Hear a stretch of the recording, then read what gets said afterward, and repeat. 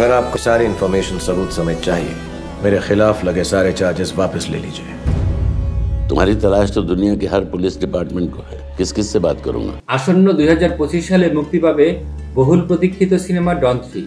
গত বছর আগস্ট মাসে রণবীর সিং ডন 3 টিজার ভিডিও প্রকাশ করেছিলেন।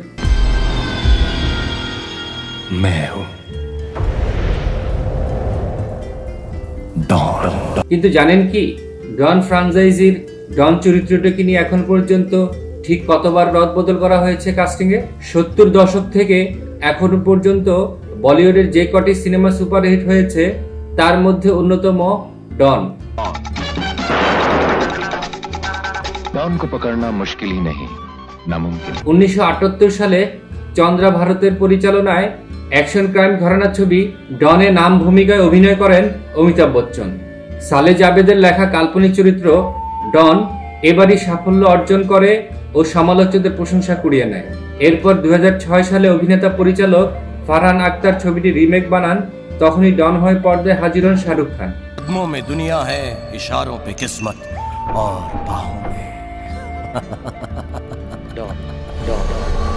ব্যবসা সফল এই ছবিটির সিকুয়াল ডন 2 সিনেমা হলে মুক্তি পায় 2021 সালে। এই যাবৎকালে ডন হিসেবে শাহরুখ খানের কারিশমা সবচেয়ে বেশি মন কেড়েছে দর্শকদের। কিন্তু জানেন কি, ফারহান আক্তার ডনের স্ক্রিপ্ট তৈরির আগে কাকে ঠিক করেছিলেন ডনের জন্য? সম্প্রতি রাজ সাবানের পডকাস্টে ফারহান জানান, শাহরুখ না, ডন চরিত্রের জন্য প্রাথমিকভাবে তিনি পছন্দ করেছিলেন ঋত্বিক রোশনকে। এই অভিনেতার কথা মাথায় রেখেই প্লট চিন্তা করেছিলেন তিনি। এমনকি সিনেমাটিতে নেওয়ার ব্যাপারে ঋত্বিককে কথা দিয়েছিলেন তিনি। পডকাস্টে ফারহান জানান, তিনি যখন সিনেমাটির স্ক্রিপ্ট লিখতে শুরু করেন তখন একটি মুখ বারবারই তার মাথায় কড়া নাড়তে থাকে।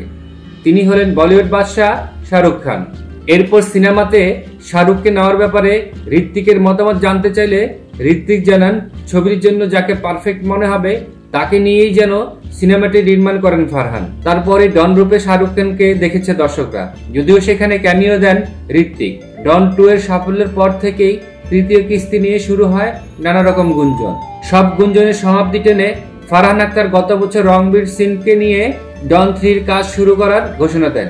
কিন্তু ডন 3 সময়ও ফারহান আক্তারের প্রথম পছন্দ রণবীর সিং ছিলেন না। গণমাধ্যমের খবর, শাহরুখ সরে যাওয়ার পর ফারহান আক্তার গিয়েছিলেন বলিউডের আরেক তারকা রণবীর কাপুরের সাথে কথা বলতে। কিন্তু রণবীর কাপুর এ প্রস্তাব ফিরিয়ে দেন। খালি হাতে ফিরে আসেন ফারহান আক্তার। শেষ পর্যন্ত পর্দায় নতুন ডন হওয়ার সায় দেন রণবীর সিং।